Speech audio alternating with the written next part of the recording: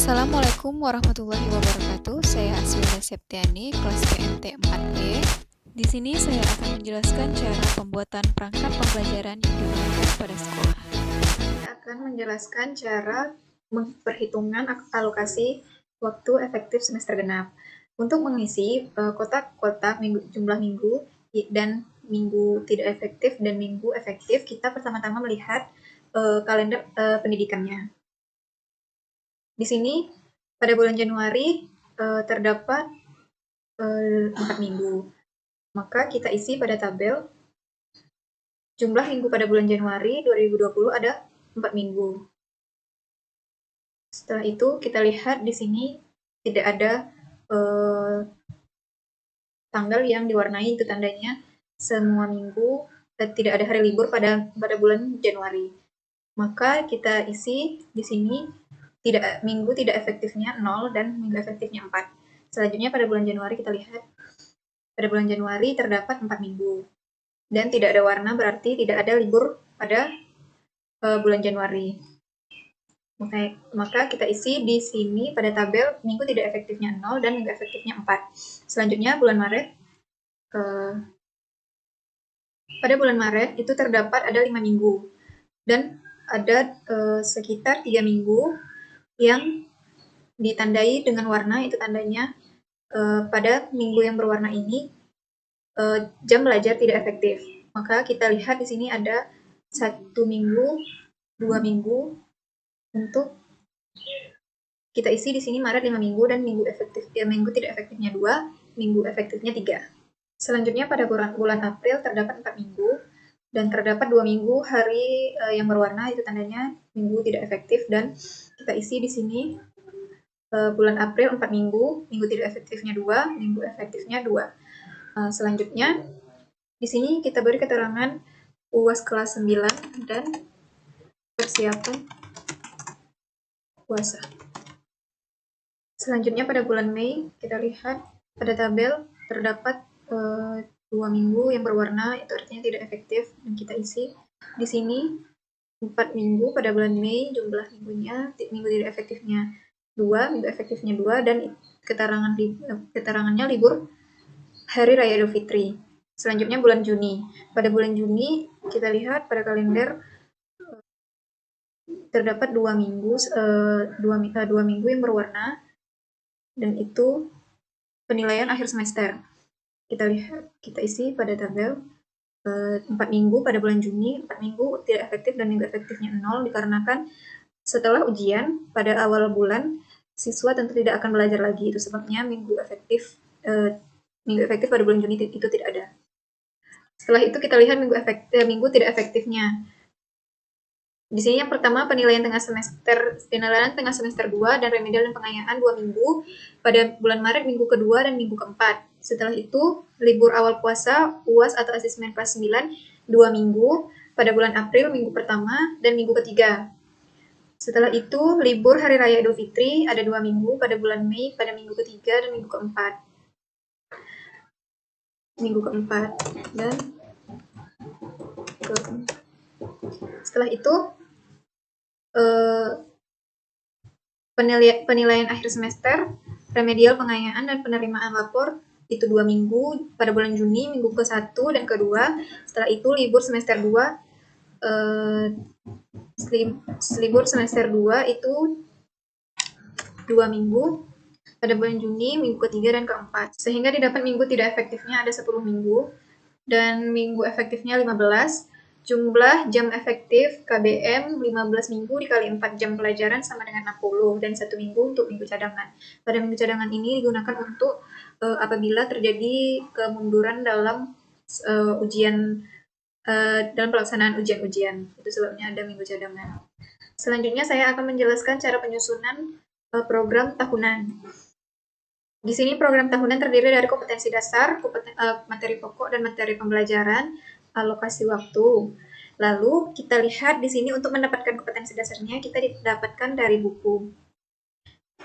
Kita lihat di sini kompetensi dasarnya. Kita mulai dari menjelaskan bentuk aljabar 3.5 dan 4.5 karena kita mengambil dari semester 2.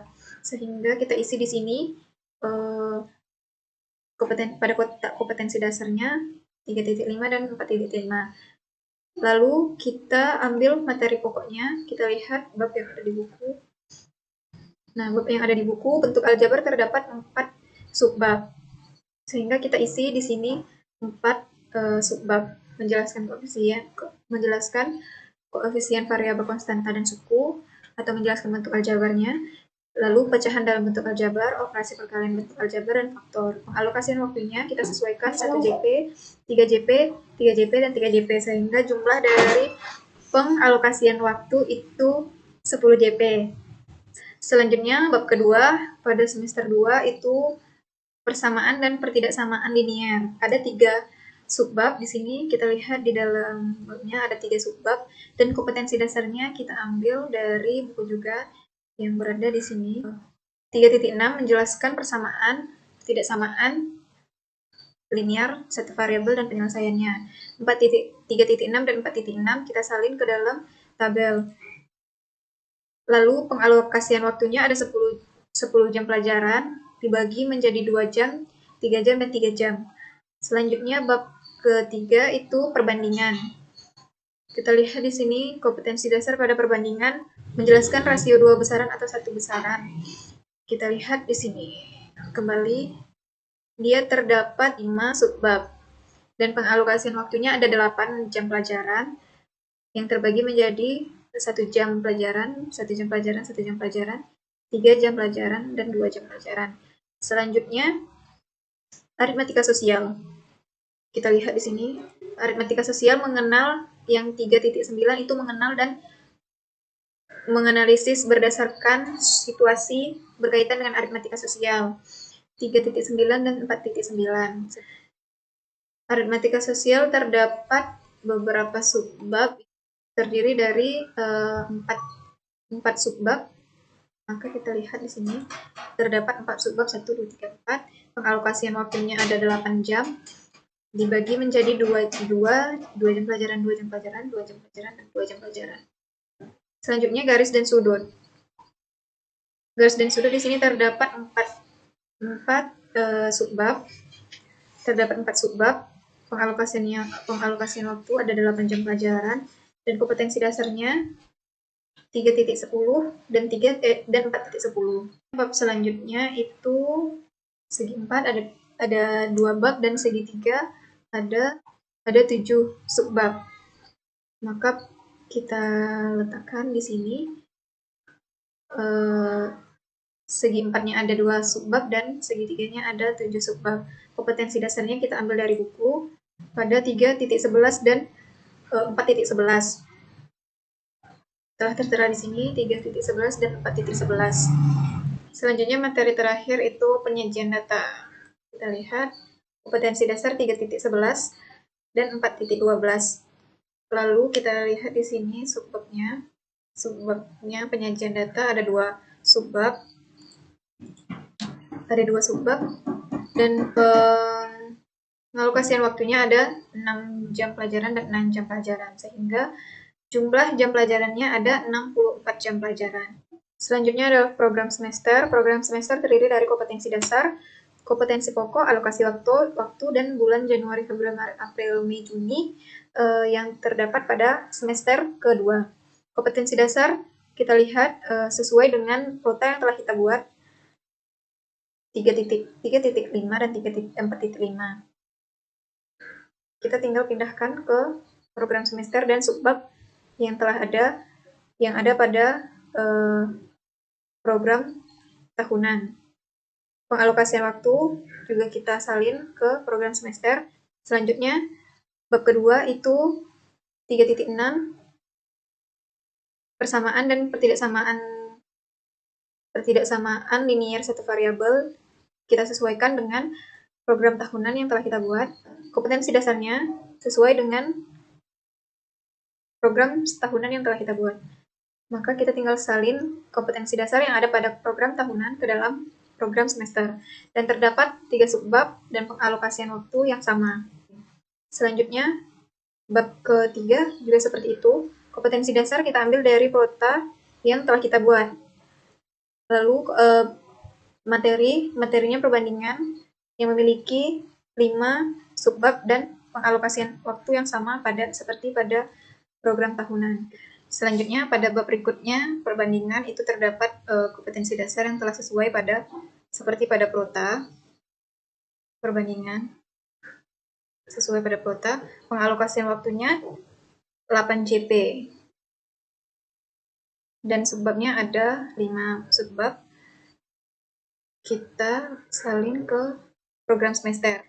Selanjutnya aritmatika sosial. Aritmatika sosial terdapat 4 subbab dan kompetensi dasar. Dan kompetensi dasarnya kita lihat di sini 3.6 dan 4.6.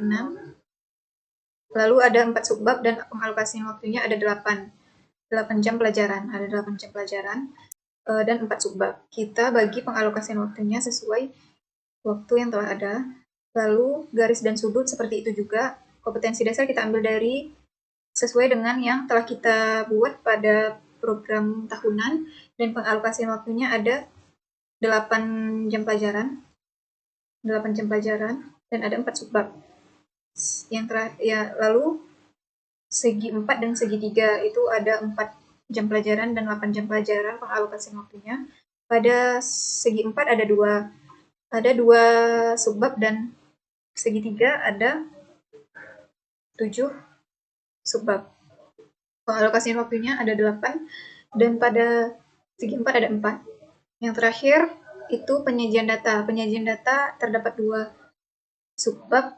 Kita lihat di sini. Penyajian data, kompetensi dasar, dan ada 2 subbab. Kita tinggal salin subbab kompetensi dasar dan subbabnya ke dalam program semester. Nah, di sini didapat 2 subbab kompetensi dasarnya dan ada 12 jam pelajaran. Sehingga jumlah seluruh jam pelajarannya ada 64 jam pelajaran. Baiklah, selanjutnya saya akan menjelaskan cara pembuatan silabus. Silabus matematika, mata pelajaran matematika, satuan pendidikan SMP, itu untuk kelas 7 pada semester genap. Materi pokoknya bentuk aljabar tahun pelajaran 2020-2021. Kompetensi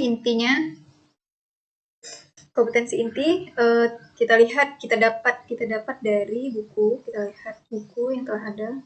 Nah, terdapat kompetensi inti yang kita ambil, lalu kita letakkan di silabus. KI 1 dan KI 2, menghargai dan menghayati agama yang menuntut serta menghargai dan menghayati perilaku jujur. Dan seterusnya, lalu KI 3 dan KI 4. Kita sesuaikan. Lalu di sini pada tabel silabus itu terdapat kompetensi dasar, materi pembelajaran, indikator, nilai karakter, kegiatan pembelajaran, alokasi waktu, sumber belajar, dan penilaian. Kompetensi dasar seperti yang sebelumnya kita ambil dari dalam buku yang telah ada. Lalu yang pertama, pokok materinya bentuk aljabar. Yang pertama, bentuk aljabar menjelaskan koefisien variabel konstanta dan suku pada bentuk aljabar. Kita lihat di sini pada buku. Subbab pertama, bentuk aljabar, mengenalkan. Di sini kita mengenalkan kepada murid seperti apa itu bentuk aljabar. Kita lihat di sini indikatornya mengenalkan bentuk aljabar, mengidentifikasi unsur bentuk aljabar. Nilai karakter yang akan diambil itu religius, mandiri, gotong royong, jujur, kerja sama, percaya diri, kerja keras, percaya diri, dan kerjasama. Kegiatan pembelajaran ini kita sesuaikan dengan proses pembelajaran. Alokasi waktu terdapat satu jam pelajaran dikali 40 menit. Lalu sumber belajarnya itu buku Umi Salamah 2019 yang berjudul Berlogika dengan Matematika untuk kelas 7 SMP dan MTS kurikulum 2013. Penilaian yang akan diambil lisan, tertulis, penugasan, unjuk kerja, dan portofolio. Selanjutnya submateri yang selanjutnya itu pecahan dalam bentuk aljabar. Indikatornya itu mengidentifikasi pecahan dalam bentuk aljabar, menyelesaikan masalah pecahan dalam bentuk aljabar. Kegiatan pembelajaran kita sesuaikan dengan kegiatan pembelajaran yang akan kita laksanakan. Lalu pengalokasian waktunya ada 3 jam pelajaran dikali 40 menit dengan sumber belajar Umi Salamah, berlogika dengan matematika untuk kelas 7 SMP dan MTS kurikulum 2013. Seperti itu juga dengan operasi hitung bentuk aljabar, indikatornya menyelesaikan operasi penjumlahan, pengurangan bentuk aljabar, penyelesaian operasi perkalian bentuk aljabar, menyelesaikan operasi pembagian bentuk aljabar, menyajikan permasalahan nyata dalam bentuk aljabar. Di sini kita sesuaikan kegiatan pembelajarannya, mencermati masalah sehari-hari yang berkaitan dengan penggunaan konsep bentuk aljabar. Kita sesuaikan saja kegiatan pembelajarannya dengan sesuai yang kita butuhkan.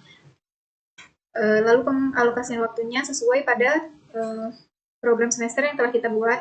Pada bentuk aljabar ada tiga jam pelajaran alokasi waktu untuk penghitungan bentuk aljabar. Selanjutnya, sebab selanjutnya penyederhanaan bentuk aljabar itu indikatornya terdapat menyelesaikan bentuk aljabar dalam masalah nyata, menyelesaikan masalah kontekstual pada operasi bentuk aljabar, dan menyelesaikan masalah nyata pada operasi bentuk aljabar. Ini kegiatan penilaian karakter dan penilaian tertulisnya. Dan kegiatan pembelajaran kita sesuaikan sesuai pada kegiatan yang dibutuhkan. Pengalokasian waktunya 3 jam pelajaran kali 40 menit. Sumber belajarnya sama seperti sebelumnya, yaitu buku Umi Salamah 2019, berlogika dengan matematika untuk kelas 7 SMP dan MTS kurikulum 2013. Seperti itulah penjelasan silabus yang saya buat.